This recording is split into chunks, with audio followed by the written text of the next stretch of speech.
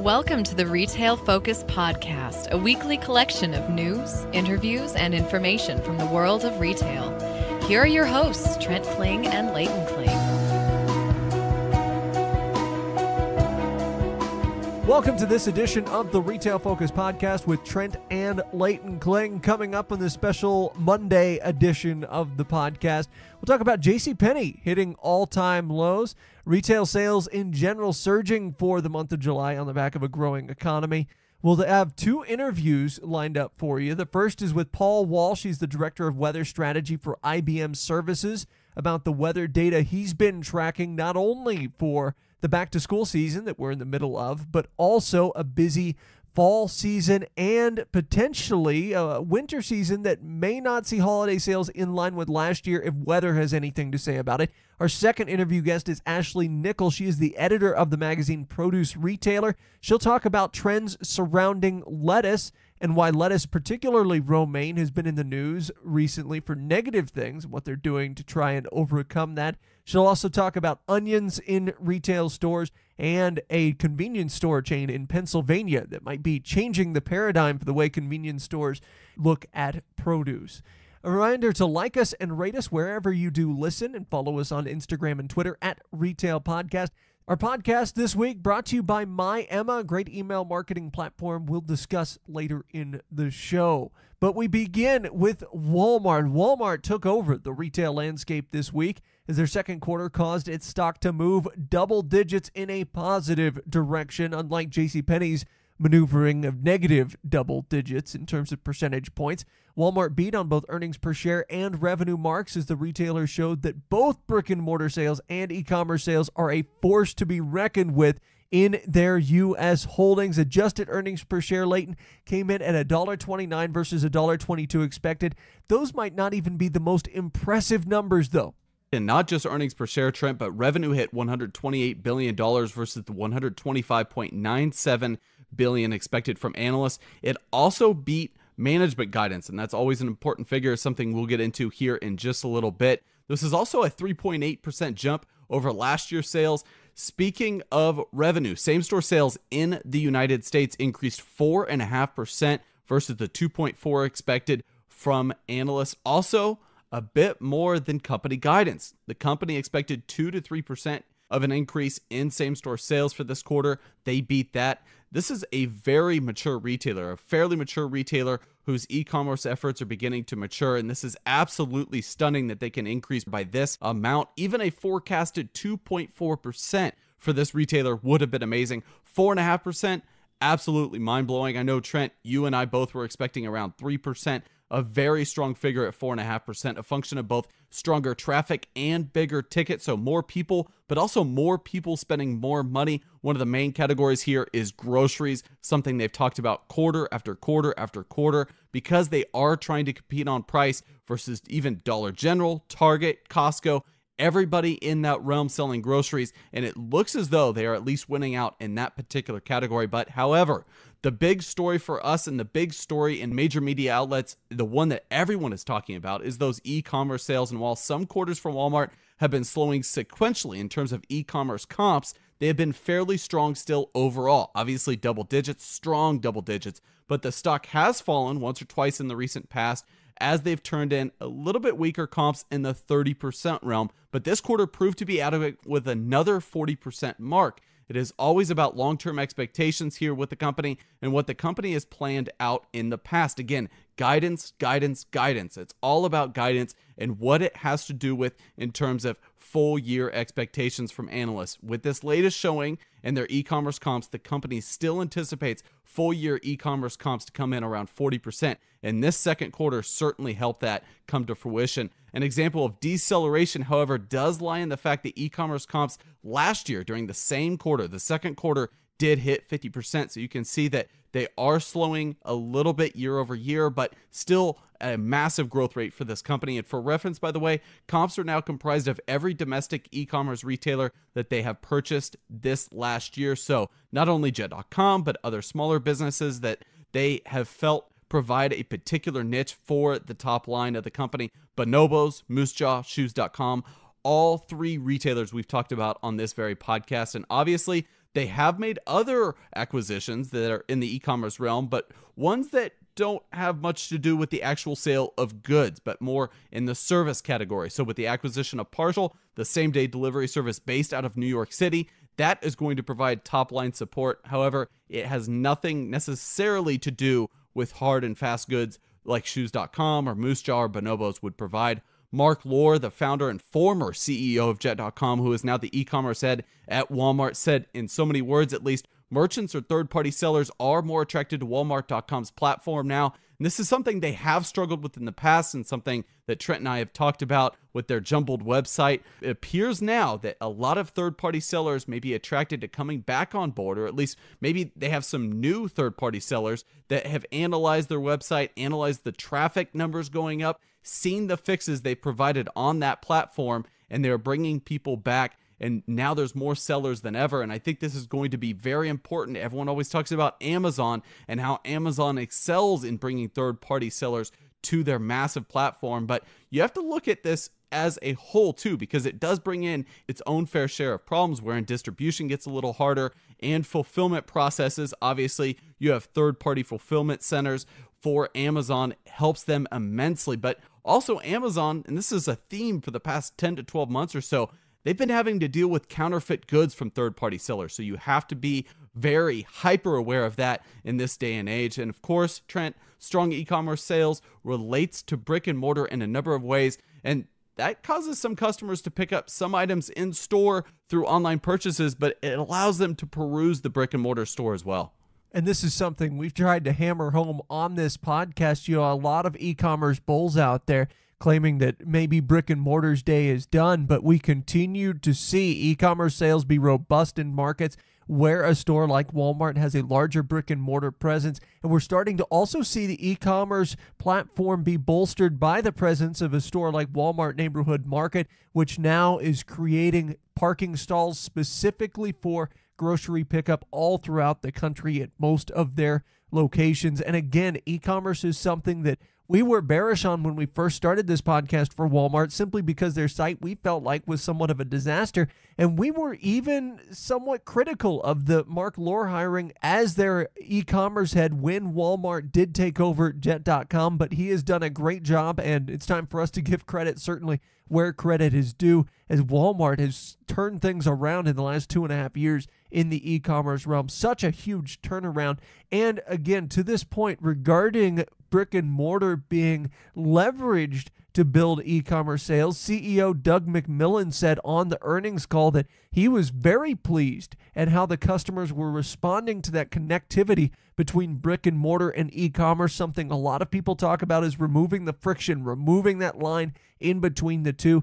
And he mentioned that customers tell Walmart that overall they feel better about the health of the U.S. economy too, which means they're comfortable, of course, spending money at Walmart because they're more comfortable with their employment and where they're at, and feeling like they could actually move up in terms of employment opportunities and pay. Now, that theme of that current economy is one that's resonated with the entire retail landscape that's seen success as of late. Most retail stocks, in fact, over July and August are up. A lot of stocks that we follow have popped even 5 to 10% in the last 45 days. But there's some question as to how long this retail run-up on Wall Street can truly last, given the delicate nature of course, the tariff issues that are being discussed and all these geopolitical goings-on. But the fact that Walmart had this strong quarter, I think that really supports the idea of this robust retail landscape. When you have a company as mature as Walmart showing above 4% same-store sales, or comparable sales as they would put it, since it does include e-commerce, that's a really great sign for the overall retail landscape and also for consumer sentiment. Jobs, after all, are pretty strong. Wages are starting to increase. But when you look at Walmart, this also means a higher cost of doing business. And something they've mentioned on the last couple of earnings calls now are a shortage of drivers. They haven't really talked about shortage of staff in their actual brick and mortar stores or for their e-commerce efforts, but drivers for their massive fleet and rising fuel costs are starting to hamper the bottom line for Walmart now, even as the top line grows. Fuel costs have been sort of a nagging and ongoing theme for a lot of retailers over the course of the summer. The bright spot is that some areas have somewhat stabilized in the past couple of months. fuel prices haven't really grown where I live or where I've traveled over the last 2 months. And some regions are actually seeing a slight decrease in diesel fuel costs. Diesel fuel, of course, impacting retailers more than the regular fuel prices. Still, Walmart perhaps needs to be a little bit more aggressive in finding alternative fuel sources for their fleet, given that you've got all of these geopolitical goings on, given that you've got the Iran situation going on. And that's something that Walmart is working on. I'm not sure they're working on it fast enough because they did purchase hydrogen fuel cells from Plug Power. But again, we'd like to see a little bit more of that to help to kind of hedge against potentially rising fuel costs over the next year or 2 years. All in all, a pretty strong quarter, and analyst remarks despite overarching uncertainty from management about in-store traffic levels going forward. Management, they were asked on the Q&A a little bit about how they feel traffic is going to be, considering they just came off of a very strong second quarter, and they said, we really don't have our crystal ball. We can't tell the future, but they are working very well operationally right now with what they have going on. Additionally, all these sales increases are coming in as inventory levels declined year over year versus last year's second quarter. Inventory was down 3.4%, which again, for a retailer of this size, imagine that amount of inventory. A lot of it is accounting, mind you, but that is astounding. Overall, nearly $1.4 billion less in inventory on hand currently. And this isn't like the inventory cut we saw a decade ago that had analysts criticizing the company. This is an inventory decrease that hasn't been truly noticeable to their customer base, so a very big positive there. Looking to the full year, Walmart now expects to earn between $4.90 and $5.05 per share, up from a prior range. So they're increasing guidance here from $4.75 to $5 a share. It was what their previous guidance was. And excluding any impact from their impending acquisition of Flipkart, obviously that is still pending. They have to get through some regulatory hurdles over there in India, but the retailer said that same-store sales in the U.S. should still be rising about 3% in fiscal 2019, up from a prior target of at least 2%. But again, 2 to 3% is what analysts have been looking at. It's what we've been looking at. And now with this second quarter that came in beyond expectations, we should see around a 3% number in my view. What is more interesting was the breakdown in their slides. Sam's Club, which has been lagging a bit, expected to be up a whopping 3% in comp sales. They did have a divestment of a roughly 67 Sam's Clubs earlier this year. This suggests that perhaps they did a good job in whittling down their store base, and quite a bit of closures may have been those underperforming stores, and obviously, Sam's Club is looking to transition some of those to e-commerce hubs. Shares are hovering right around $96 for Walmart, ticker WMT, off from an all-time high that was achieved in January of this year, around $110 a share. Shares briefly went up over $100 during this latest run-up after their earnings release on Thursday. I, for full disclosure, am a shareholder of Walmart. However, not a large one. I got in around an average price point of $75 per share. Market cap currently sits for the company at $286 billion, almost a third of where Amazon sits, to put that in perspective. However, Walmart's price to earnings ratio is much more rational, around 30 times current year's earnings. Well, there's a lot of times Leighton and I talk about the weather excuse on this podcast and how retailers, either rightly or wrongly, sometimes blame the weather for poor quarters. Well, coming up after this, we'll be joined by Paul Walsh. Again, he's the Director of Weather Strategy for IBM Services, and a rare example of someone that is both a retail expert and a weather expert. He'll talk about just how valid some of those excuses are and what he sees on tap for the next 6 months in terms of U.S. retail and its connection to the weather.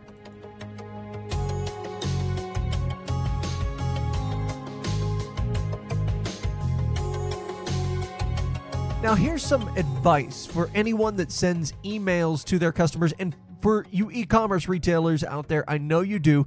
Look, you deserve a better email marketing platform, one that's actually designed with your type of organization in mind. And unlike other email providers, Emma puts its customers first, offering powerful email marketing with a personal touch.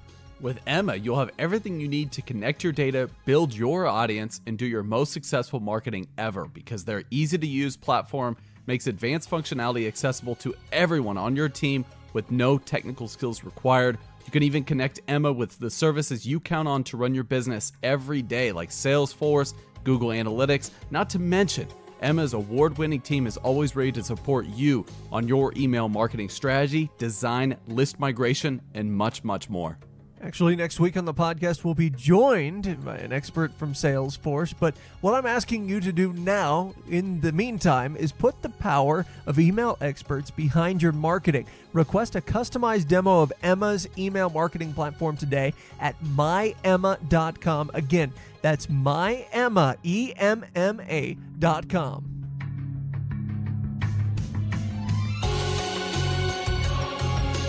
We've often talked on the podcast about the dynamics of weather and retail, and of course, the ever-present mention of weather's negative impacts during an earnings call for a particularly poor quarter for a retailer. But to delve further into these dynamics and also determine just how weather impacts retail decision-making, we're joined by Paul Walsh, the Director of Weather Strategy for IBM Services. Paul, thanks so much for joining us today. Glad to be here, Trent. Thanks. So first, although it's something, like I said, we've discussed on a general basis in the past on the podcast, can you paint a picture for us of how weather impacts retail or even retail decision-making on a macro level? On a macro level, I've been doing this, Trent, for about 20 years, ever since I left the Air Force. As a meteorologist in the Air Force in the 20 years, I sort of became a civilian again, working with retailers, specifically helping them leverage weather data. And the thing that I've always found is that the impact of weather on retailers is, I think, analogous almost to the impact of weather on farmers. And the reason I say that is that ultimately all of us, as consumers, as humans, as people that live on the planet, are impacted fundamentally by the weather. So the weather has a tremendous and ongoing impact on what people are going to be wanting to buy, on what people are going to be doing, and even on how people feel. And so because of that, it is a core sort of function of any sort of retail or CPG business to be able to understand how the weather, and increasingly important, the weather forecast is going to be on what people are going to be wanting and needing. That being said, in your experience, are there some retailers that seem to be more impacted by the weather than others? Sure. Yeah. So, I mentioned I've been spending a lot of the last 20 years working with retailers in many different sectors. Of course, home centers are going to be fundamentally impacted in the spring and summer. So think Home Depot, Lowe's, those kind of businesses. But the big box retailers are also fundamentally impacted, particularly during the spring and the fall transitions where they've got the big risk of the season starting early or late. Specialty apparel retailers are tremendously impacted, especially specialty apparel retailers that are off the mall, because they've got sort of a double impact there. They've got bad weather that would keep people from actually driving in and then walking into the store, but then also because of the proportion of the assortment that's seasonal, the impact of the weather is directly tied back to the velocity of the sales and profitability. And so if you've got a cold spring like we just had in 2018, or you've got a mild winter like we had 2 years ago, it has a direct impact on their sales and profitability. And so you can basically segment every different retail segment almost and determine, weather impact. Even retailers, I've worked with retailers on the marketing side that weren't sort of endemically weather impacted. So think of like a craft store. But because the weather impacts store traffic and because the weather impacts store traffic on the weekends, they had to figure out a way to bring people into the store when the weather was bad, even on the weekends, and trying to sell things that were not things that you would expect to be weather impacted. Now, I want to take a glance specifically. We're in August, kind of the dog days of summer here. A lot of retailers right now concerned with back to school. And back to school, as we discussed a few months ago, based on data from Cardlytics, the most crucial time of year for retailers in terms of wooing new customers. How has back to school shopping so far been affected by weather patterns in the U.S., and how will it continue to be affected by weather patterns over the next month? Trent, that's a great question. And of course, back to school generally starts in August. So it's oftentimes the impact of the weather on sort of seasonal products in August when we're looking into back to school isn't really a direct impact. But there's a pretty significant difference, I think, this year compared to last year, in that last year in the Midwest, in fact, in the area, sort of the, Chicago, middle section of the country, it was one of the coldest or the coolest on record.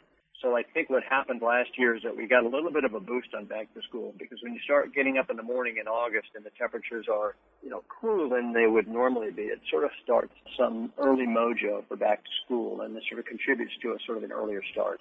This year is different. So this year we're looking at temperatures that are much, much hotter than last year. And so I think that we're going to be seeing a later start to the sort of seasonal buying, not necessarily to the, lunch boxes and things of those natures that are not sort of seasonal. But as we move into September and especially October, which is probably outside of the back to school, but really into the heart of fall buying, and that's become tremendously important for retailers, I think that we're going to see significantly cooler weather, especially in the Northeast. And so I think what we're going to see is we're going to see a pretty strong, a pretty resurgent consumer as we move into fall, which is going to be very important for retailers going into holiday. And so what we could see, then you're suggesting, is maybe a little bit of a spending shift from back to school a little bit later, pushing it into the fall season? I think the core sort of back to school items, not necessarily the sort of the seasonal back to school items. So think of sweaters and light jackets versus sort of traditional back to school items. I think what will happen is that we'll see much stronger demand conditions in the fall of this year, in the East particularly. And that's because of two things, Trent. One is that we're up against, literally in the Northeast, which makes up probably 25% of the spending power in the U.S.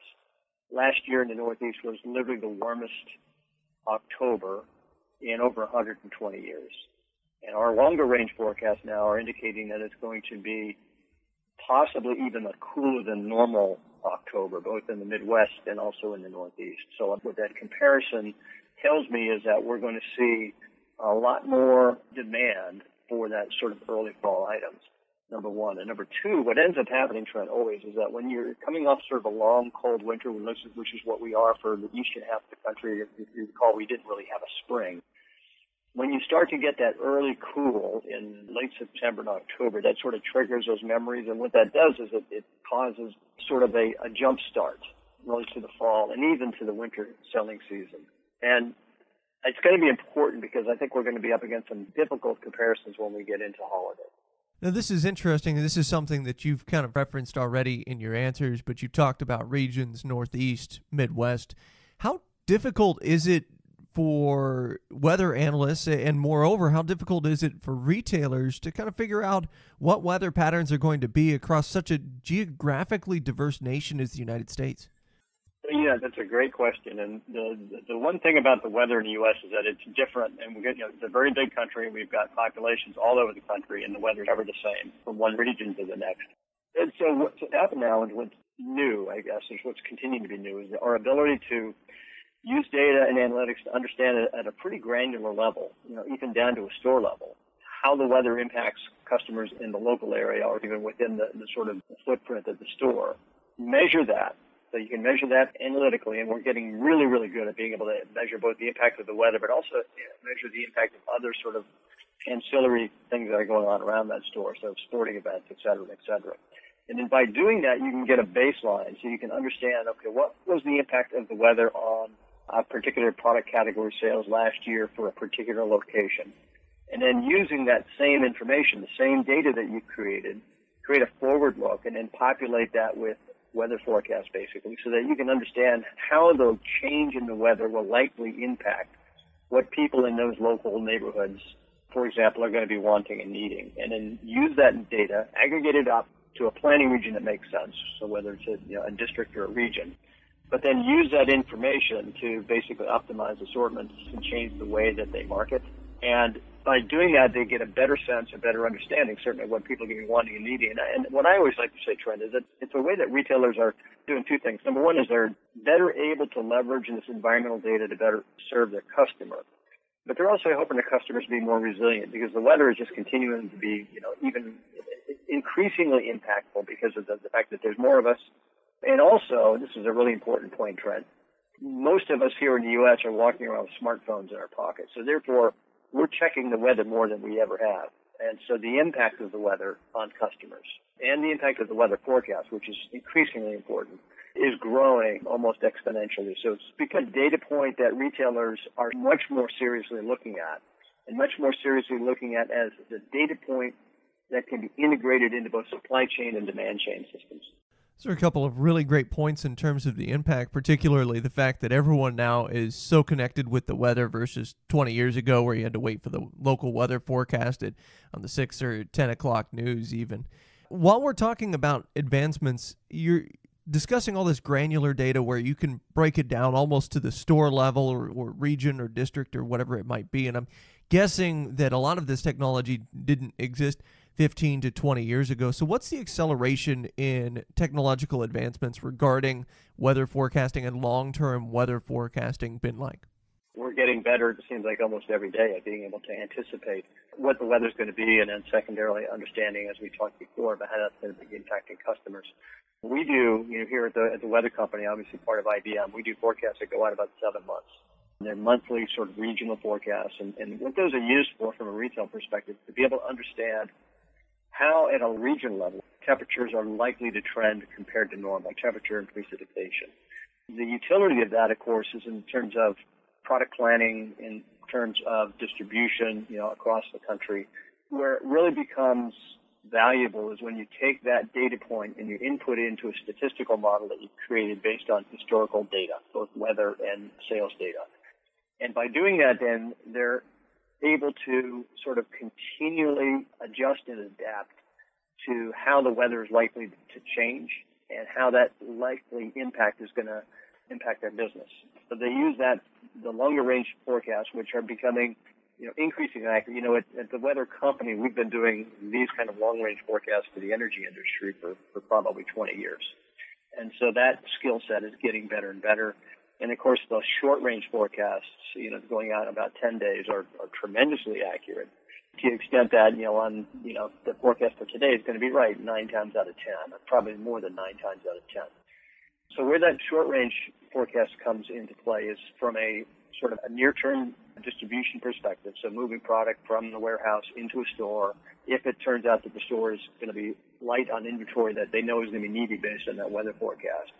But also on a marketing perspective, because as we just noted, oftentimes and increasingly, the impact of the weather forecast is increasingly becoming more important than the impact of the weather. And it's just because of the utility of phones and social media and all those other kinds of things. So when you have a data point that tells you what happens in Atlanta when there's a prediction of snow, that's kind of an obvious example, then you can anticipate and quantify, I should say, the impact of that run on the grocery stores that's going to result in people buying milk and eggs, beer and bullets and things like that.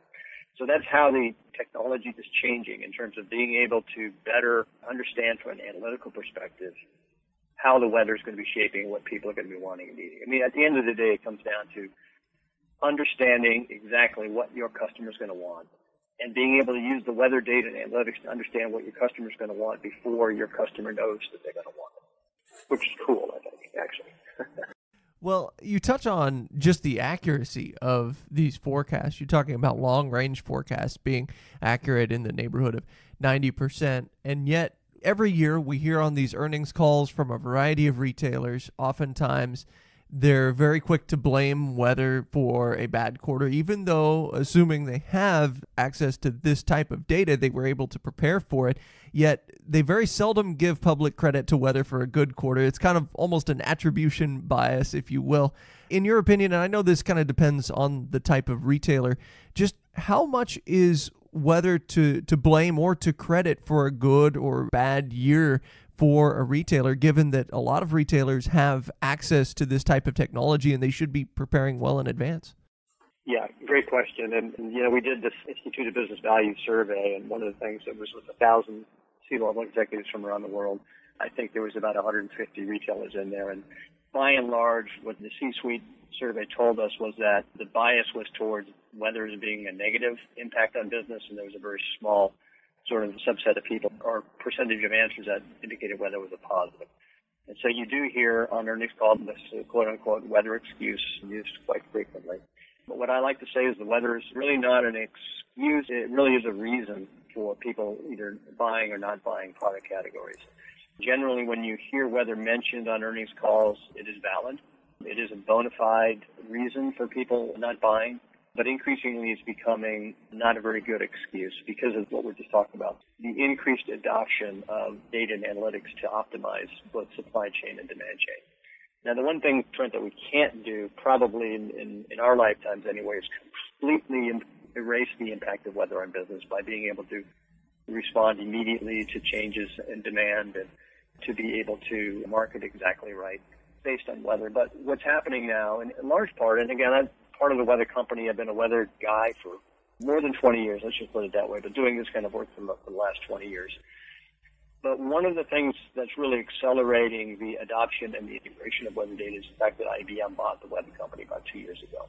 So all of a sudden, we're talking about doing these kind of integrations, leveraging, very, very sophisticated data and analytics, what we call cognitive analytics, and doing it at scale. So all of a sudden, I went from, a company of, 900 or so people, which is the largest weather company in the world, to having a couple of 100,000 colleagues around the world, and sort of bringing these technologies to retailers and CPG companies all around the world. So basically what you're going to be seeing, and we're already seeing, is more and more retailers looking at weather, what I call rethinking weather, and rethinking how they're viewing weather. So right now, retailers and CPG companies use weather data. Some of them have, buy weather data services. I was just out at a very, very large retailer, and they had a former meteorologist in charge of their emergency operations center, which is pretty awesome. But by and large, the way that they've been using the weather has been rather sort of anecdotal. And so they'll look at weather forecasts, they'll look at weather reports, and merchants will look at the weather reports, and they'll make decisions sort of in their head, and they'll sort of do things on the fly on a day-to-day basis. What's happening now is that we're able to help them use data and analytics to sort of help to automate and scale those decisions, and then use AI to continually learn and to continually get better at making sort of merchandise decisions based on an anticipation of a demand change that is going to be triggered based on either the weather forecast or the weather.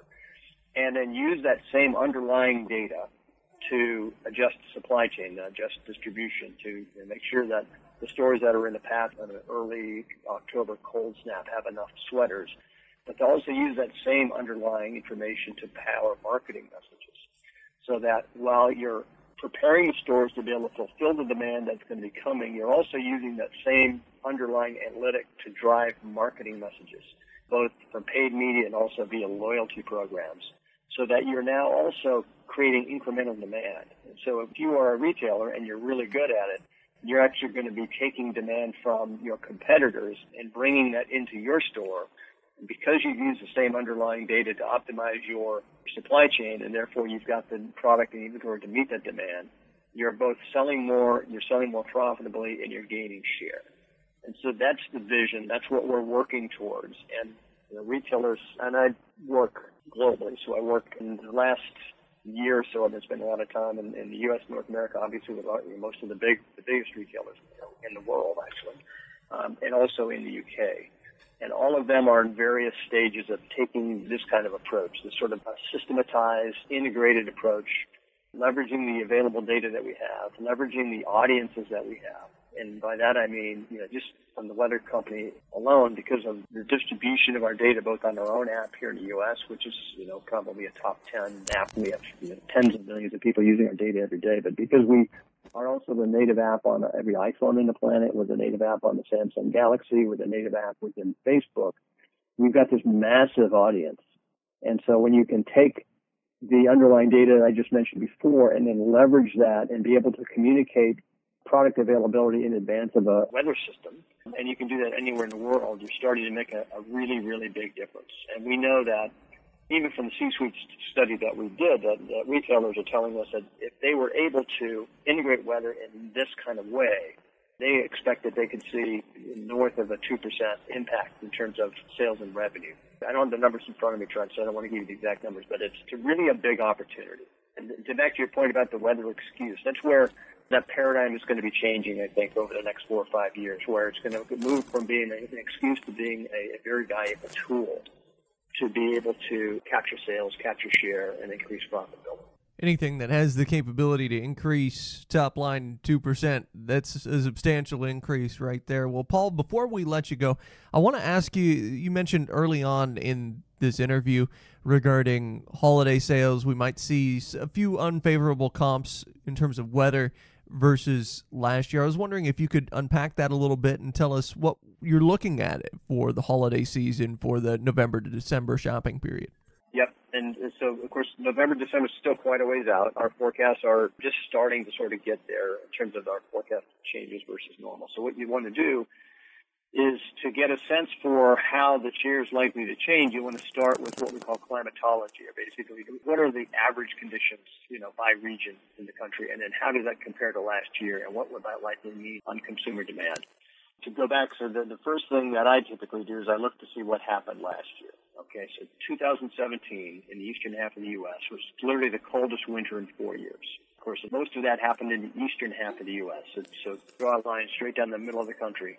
The eastern half of the U.S. was seasonally cold for the first time in many years. That was comping against, in 2016, the fifth warmest holiday season in 22 years. So on a year-over-year basis, 2017 nationally, from a population perspective, was much, much colder than it was in the prior year, and then the prior years before that were relatively mild. So the net was that we had a very, very strong holiday season as it relates to seasonal product categories, which, of course, for retailers probably makes up 60% of the assortments for holiday. So we had a very, very strong holiday season. Of course, when you overlay the fact that we've got a very solid economy, consumer confidence is high, it all sort of contributed to a really strong holiday sales season. The difference, though, last year, just so that to stay grounded on the sort of the comp, is that the western half of the U.S. was literally, in fact, when you look at California, it was literally the warmest holiday season on record. That goes back 123 years. So all of the business last year was in. So what's going to happen, I think, this year is that we're going to see a regression to the mean, which is what you typically always have, especially when you've got this kind of a big deviation what we had last year. So I think that we're going to see a holiday season that is going to start strong. I think we're going to get the boost, as I mentioned before, in October and even into early November. By the time we get into November, we're up against a really cold November last year, which we would have very strong sales last November. It's going to be very difficult to comp it. So the net is, not to belabor this point, I think that we're going to have a more challenging holiday season this year as it relates to seasonal product categories. I think retailers are going to have to work harder to make their numbers this year to comp what they did last year totally. And I also think that we're going to probably see a shorter winter season this year, which is an easy bet, Trent, because last year, certainly for the eastern half of the country, it didn't feel like we got into spring until like late May. This year's holiday shopping season is going to be less cold. There'll probably be less snow and ice, which will be good from a traffic perspective, but the net result is that I think there's going to be a decrease in what we call weather-driven demand for seasonal product categories, which is going to be a headwind for retailers. On the flip side, though, in the West, I think we're going to see some retailers that have a concentration in the West actually being better positioned to have a stronger holiday season as it relates to seasonal products. Great insight. Awesome stuff. Paul Walsh, Director of Weather Strategy for IBM Services. Thanks so much for joining us today on the Retail Focus Podcast. Thanks, Trent.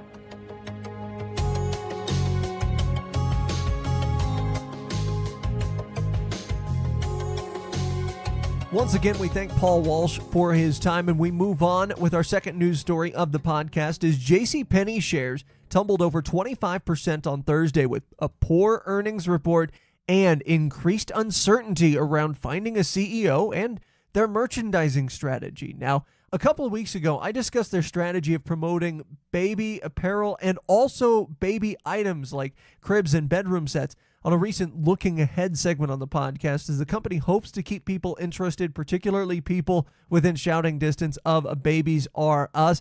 We weren't too impressed with that, and the company's latest evolution has to do with their supply chain, trying to minimize inventory and only buying items they feel a bit more comfortable with as being on trend. Inventory is something we have mentioned a lot over the past 3 to 4 years as JCPenney has struggled with inventory. Again, remember about a year ago, they had massive clearance sales across most of their store chain to get inventory in line. Even still, even today, they have a lot of stale inventory to deal with. This much was clear on the earnings call. And this is something we potentially thought we saw the end of at the beginning of this year and also the end of last year with all of those major clearances going on. It's apparent that that may not be the case and they may not have supply chain in line quite yet. Now, the last time we talked about JCPenney was for Marvin Ellison jumping ship to Lowe's. The board reportedly didn't see it coming, and it has since caused some internal turmoil of sorts. The reasons behind the stock cratering this last Thursday, and it cratered probably more than it should have given the earnings call. We will say that, although it wasn't a great earnings call, probably shouldn't have decreased as much. Now, granted, most of the stocks surrounding department stores did crater, even though Macy's had a great earnings call on their front. But the reasons regarding the stock tanking pretty much the same as prior ones. Missed expectations, inventory, and overall lack of market sentiment, I think, towards these department stores. We saw even Kohl's, which has been really strong in the last couple of quarters, fall quite a few percentage points. Now, Leighton, let's talk about these second quarter results that really helped to kind of tip off this huge Wall Street sell-off regarding department stores. JCPenney ended up losing 38 cents per share versus the 6-cent loss that was expected from analysts. Gross margin compression played a part in that for sure. This is what many very well-respected analysts were pointing to in terms of the profit loss here, because they had to lower some merchandise to drive out stale inventory. And it's funny because Trent and I were talking about this 6 months ago, that we had thought that they had cleared out all of their stale inventory, but apparently everything they had bought to replace that inventory was also not selling through very fast. So the gross margin ended up compressing down to 33.7% for this latest quarter, down from over 34% this time last year. Not a good sign if you're JCPenney, because remember, JCPenney, even though they own a large percentage of their store fleet, their expenses are much higher than other brick and mortar locations that have a much smaller footprint. Revenue was also off by around $80 million versus the comps, dropping to $2.76 billion for the second quarter, a 7.6% fall from last year. However, it really just meant that e-commerce sales weren't as strong as they should have been, because the one positive that we drew from it, that everyone drew from it, including store management, was that same-store sales rose 0.3% for this quarter after a 0.2% rise in the first quarter. So everyone was saying that this quarter was going to be better sequentially, and it was. And I think the big reason for the revenue drop-off was they have not been executing in terms of product selection and on the e-commerce front. So a lot of improvement, a lot more strides to make on that front. Merchandise sales trends were said to be on the upswing towards the end of the first quarter, leading some to believe that the second quarter would blow out analyst expectations. Again, they helped JCPenney in terms of same-store sales, but it did not bring in the revenue that store management was expecting. Also, good weather, looser spending, and close competition in terms of Sears and Dillard's closing several locations. It really should have helped JCPenney more than it did. And in fact, Trent, on our Instagram feed, we just listed a mall that had recently had a Sears and Dillard's both closed. JCPenney is the last major anchor in that mall, with sort of a mini anchor in terms of Ross taking another space available. But you see that JCPenney does have a massive mall presence, and that could be hurting in terms of those slower or B and C class performing malls just not bringing forth the foot traffic that they anticipate. During this quarter, at least, CFO Jeffrey Davis did say that their stronger sales areas occurred at the start and end to the quarter, similar to the first quarter. So we could see some positive momentum heading into the third quarter, or the fiscal third quarter for JCPenney. Now, more about their procurement and supply chain shift that Trent had alluded to at the beginning of the story. After years of going back and forth between strategies and trying to have a full look in at stores, trying to have more merchandise for the customers to mull through, JCPenney CFO Jeffrey Davis again said that they will be looking to prove out a buying and chasing strategy. And I put quotation marks around buying and chasing, wherein this is a new strategy for them that they have to execute and look to implement for Q3 and Q4. They're looking to identify the hottest apparel brands and act quickly to put those specific pieces in their store. So they're trying to identify certain trends, they're trying to act on them, and they're trying to rush those apparel pieces into their physical stores, forging new partnerships in the meantime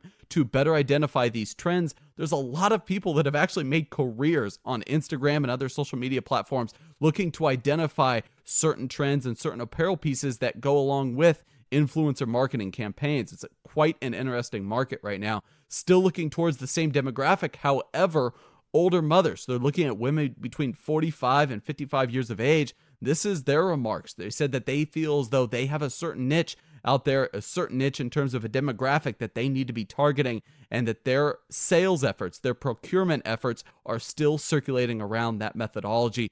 Our mother actually still favors JCPenney over Kohl's, per a recent conversation I had with her regarding that mall that only had a JCPenney left. Neil Saunders from Global Data Retail commented on their change of strategy and said, basically, they aren't going to be adjusting that quickly, and hopefully they're not just buying less merchandise for the benefit of their balance sheet, and that a strategy like this is a positive, but their previous experience and their previous track record doesn't instill much confidence in him. So while he applauds the strategy overall, or at least the idea of the strategy, he has little faith in the implementation of the said strategy. So for this quarter, at least, Trent, the areas of strength were more or less the same for the company as in previous quarters, although we would have liked to see a little bit more detail brought forth.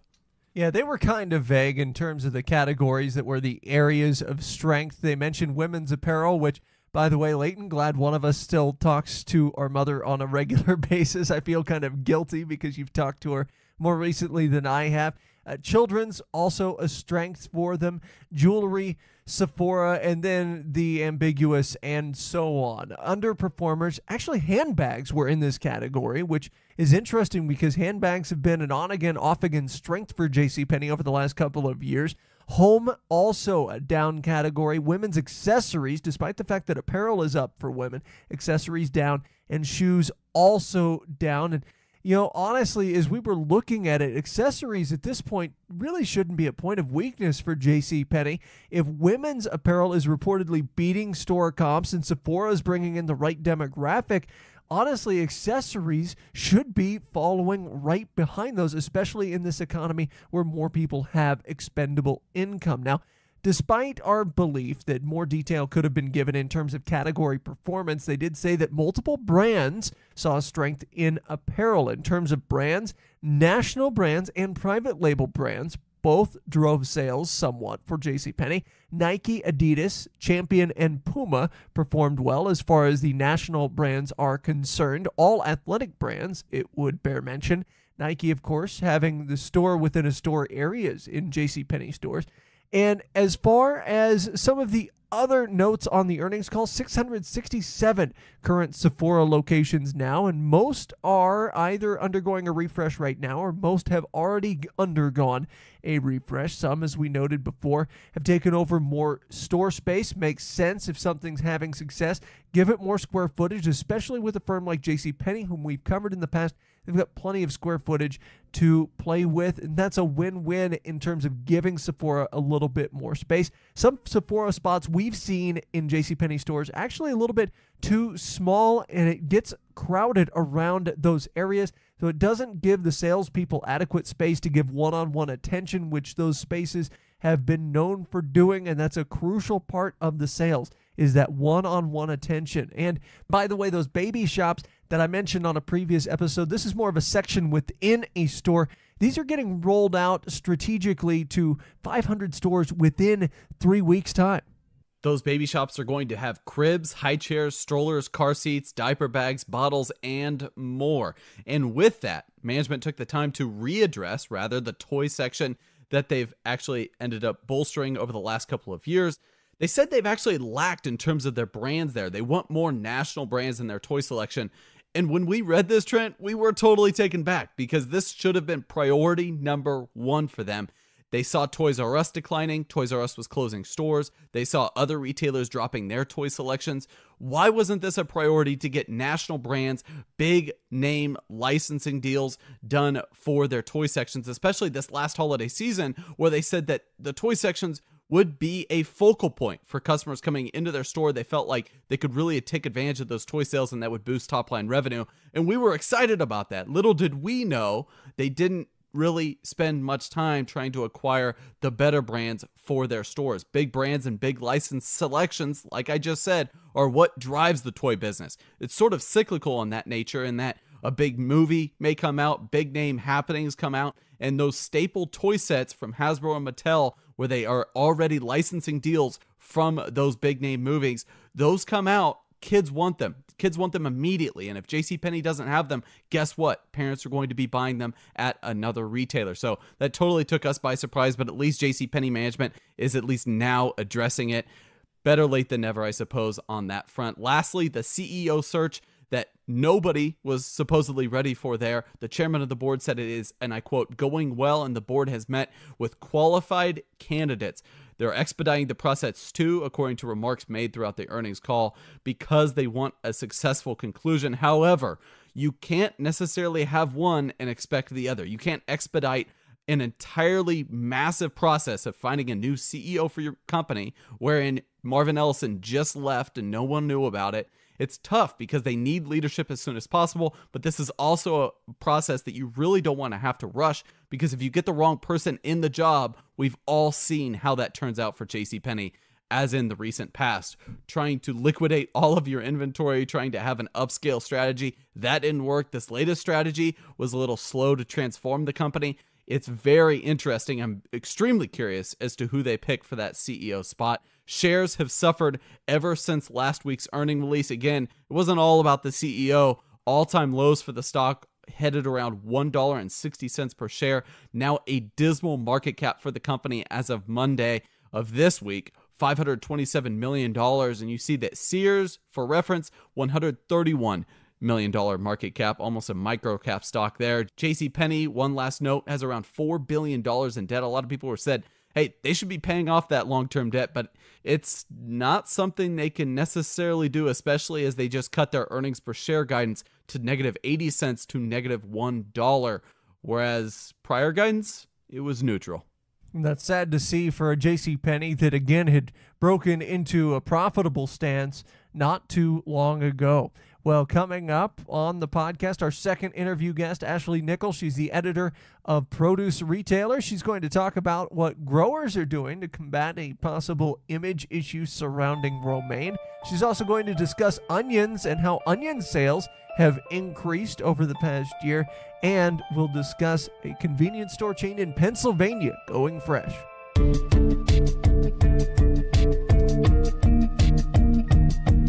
The world of produce retail is a complex place. Produce really works unlike anything else in retail, from the farmers to the packers to the constant balance in retail stores between keeping things fresh and maintaining an appropriate selection. So this week on the podcast, we're starting the first of what we hope will be a regularly occurring segment where we invite Ashley Nickle, editor of the magazine Produce Retailer, onto the show to discuss a wide array of topics in both produce and grocery retail.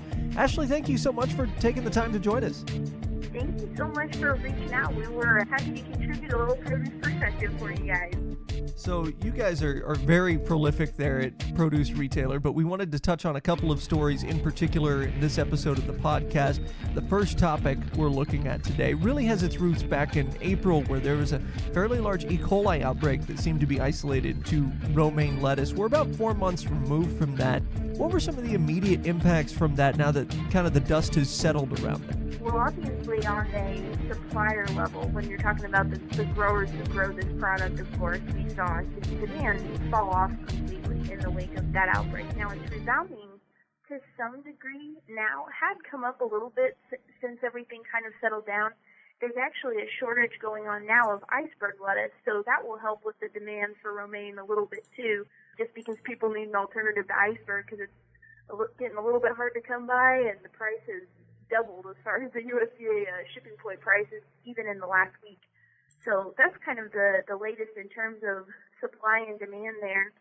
The other thing that I think is really important for retailers to know is both California and Arizona leafy greens growers adhere to really, really stringent safety measures. That's been the case for a long time, and that's still the case. But after this outbreak, since the FDA had such a hard time, pinning down what exactly caused this to happen, the industry formed what's called the Leafy Greens Food Safety Task Force.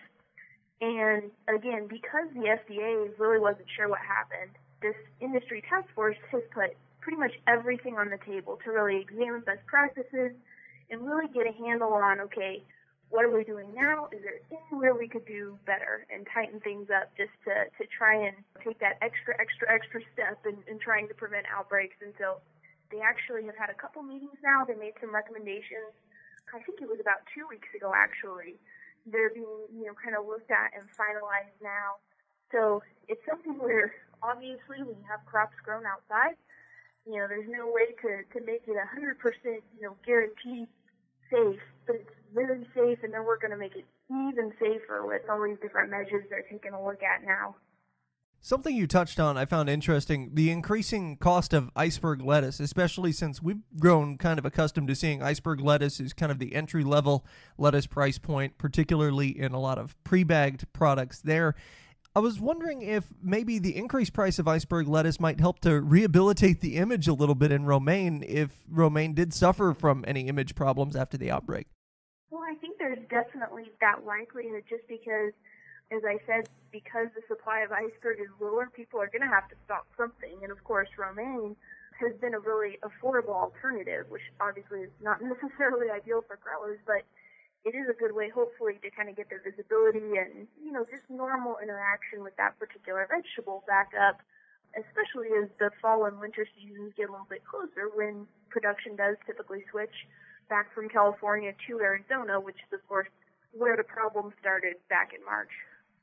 Now, we've talked about romaine lettuce here as far as a problem green, so to speak, or at least it was 4 months ago, and you've talked about some of these other initiatives surrounding leafy greens. You live and breathe this stuff, obviously, so is there another green or two that perhaps growers, packers, retailers are most concerned about above and beyond romaine? I can't think of anything off the top of my head. Obviously, we had the outbreak before this most recent one. There was also a outbreak tied to romaine in December.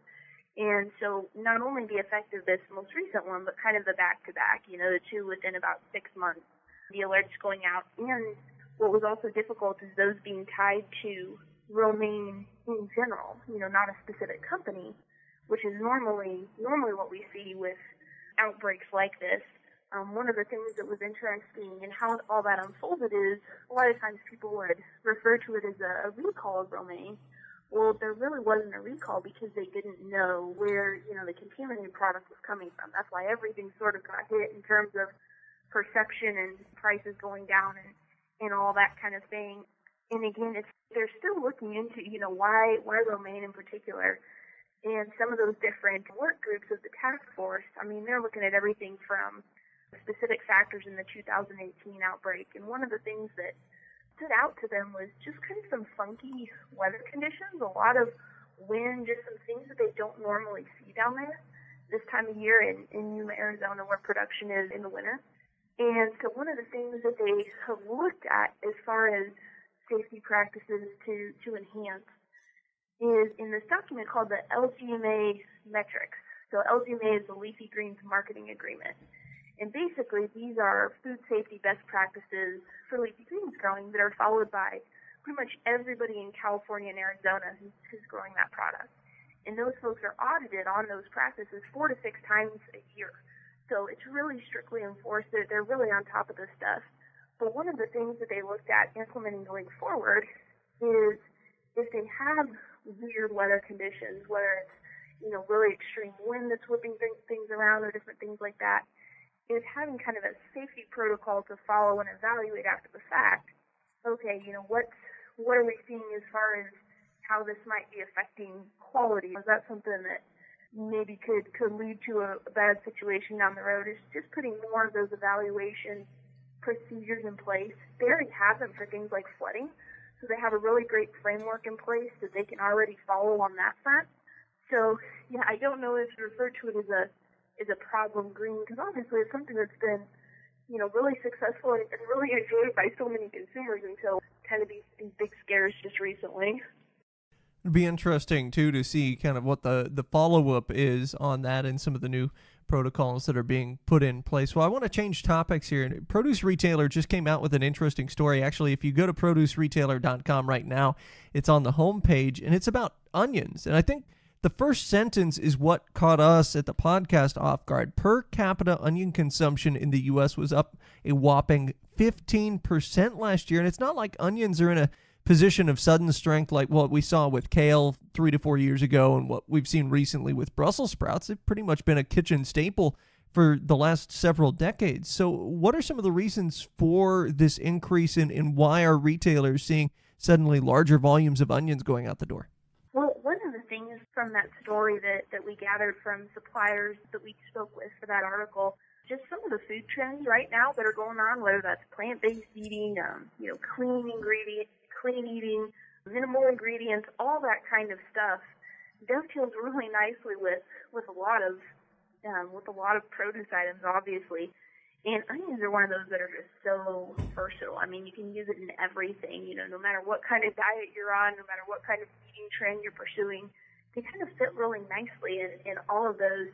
The other thing is we've just seen a proliferation of options. So whether that's diced onions, so you don't even have to cut them up, we have some suppliers that are offering smaller sizes. So ones that ordinarily would have been out of spec, would have been too small for, whatever the retailer specifications were.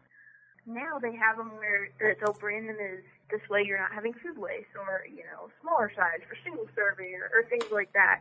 So I think between kind of dovetailing with a lot of the trends that are out there and then more options, those have been a few of the reasons, I think. One of the things I mentioned in the article is the fact that packers are doing some interesting things to make onions appear more appealing in retail stores, and not just already prepped and pre-diced is what you were referring to, but things like size optionality and that type of thing. What are some of these things that packers are doing to try and make sure that retail stores are moving these onions? I think that's a good question. One thing that caught my interest and as I was looking at the article that was written by our freelancer, Cynthia, I know that one thing that we've been hearing about a lot is just shoppers wanting to know more about what their food is and what's in their food. And we've seen so many retailers taking big steps and really kind of trying to give transparency on a nutrition basis. So when I think about like Hy-Vee starting nutrition tours or Kroger with its opt-up app that you can have basically diagnose your grocery purchases and tell you like, hey, get this instead, it's more healthy, and all that different kind of stuff. Suppliers have sort of supported that as well by on packaging. They might have more information about the health benefits of their onions, and I know, of course, they prepare material for retailers to say, hey, here's some merchandising ideas and that sort of thing. So I think that's how they're kind of trying to support sales and kind of guide people toward, hey, let's see if we can fit this with the broader trend by what we say on our packaging and that sort of thing.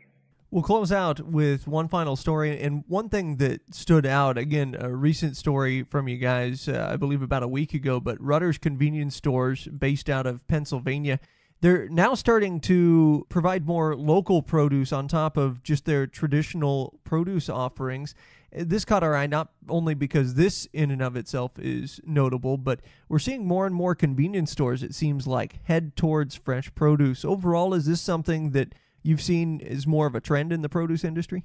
Well, I think Rutter's is definitely the first one that I've seen offering local produce. That seems pretty amazing to me, and it's worth noting that the director of food service there at Rutter's has actually been awarded by the United Fresh Produce Association for being kind of one of the best in the business as far as innovating their offerings and really bringing good stuff to the table there. So they went a little bit above and beyond. I can definitely see, it makes sense to me that we'll see more fresh produce popping up in convenience just because of the trends on health. And also I think of, and this sounds silly probably, but convenience in general. I know for me, I've used online grocery and stuff like that because if it's Saturday and I haven't, figured out my food for the week yet, to go in on a Sunday, I know the store is just going to be a zoo. So I like online grocery for that. But if you're wanting to, grab something quickly and have it be healthy, I think convenience stores are kind of in a natural position to meet that need, All right, and one last thing. You guys, as I mentioned, very prolific at produce retailer, and for those, again, that haven't visited produce retailer, you can check them out at produceretailer.com. Simple, straightforward website. What are some of the stories that you guys have on tap that you're looking at covering over the next couple of weeks?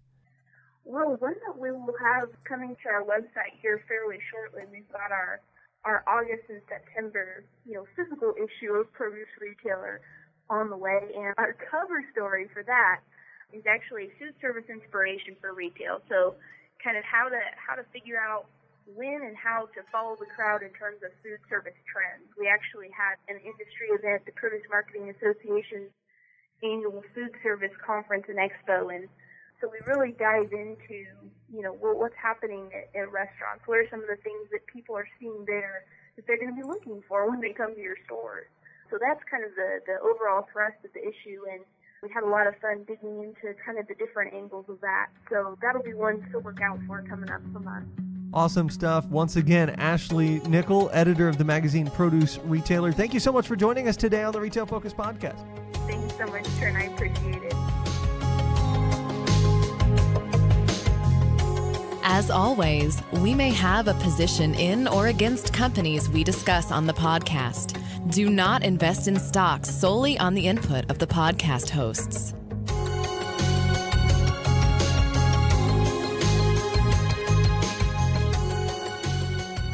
We've reached the final segment of the Retail Focus podcast, a segment we call Looking Ahead, where each Leighton and I take a look at one retail store that we're keeping an eye on over the next week or month. And we begin with Leighton. My looking ahead has to do with the big macro. And why, you may ask? Well, the Commerce Department last Wednesday, to be exact, said retail sales increased 0.5% for the month of July, but data for June was revised to actually show slower gains, gaining only 0.2% instead of the previously reported 0.5%. The reason, I'm looking back here, the reason this is my looking forward is because I wonder if July's sales momentum is going to affect August sales momentum, because we're talking about back to school sales, all of the promotions we're seeing on the e-commerce realm.